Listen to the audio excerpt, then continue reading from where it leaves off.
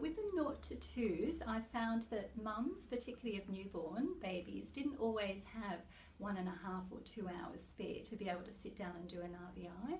So what we needed to do was look specifically at their routines. So we looked at things like bathing and feeding and sleeping and dressing, and tended to hone in specifically on those.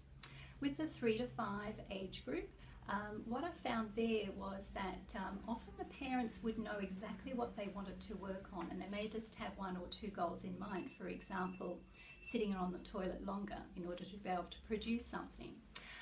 And the RBI process actually takes a bit of time, because your first meeting is sitting down and doing the RBI interview. The second meeting is then going through the goals and looking at some of the target behaviours and the strategies that you're going to use. And then it may not be till the third visit that you're actually talking about how you're actually going to do it all and implement it.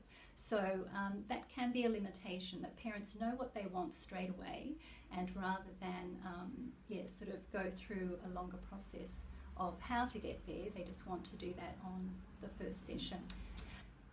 So doing an RBI at a preschool or a childcare centre, I also found quite challenging when there's a greater turnover of staff. So one particular year there was a child that had 4 different room leaders, or 5 different room leaders.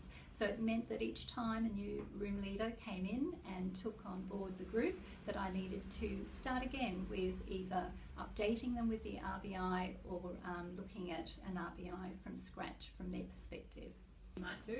For the 0 to 2s, I would just suggest going with specific routines that the parents wanted to look at, that there were main routines that broke up their day, particularly for their babies and their toddlers.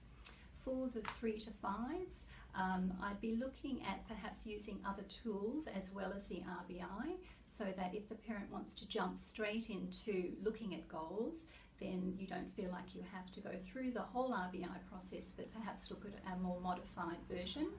And with the preschools, the way I probably had an overcoming attitude to the limitations there was seeing it as an opportunity to educate 4 or 5 other staff members about RBI and the benefits of RBI. So my suggestion in terms of using it in the future is modifying and personalising the RBI and using other tools, other person-centred tools alongside it. So something like the what's working and what's not working tool.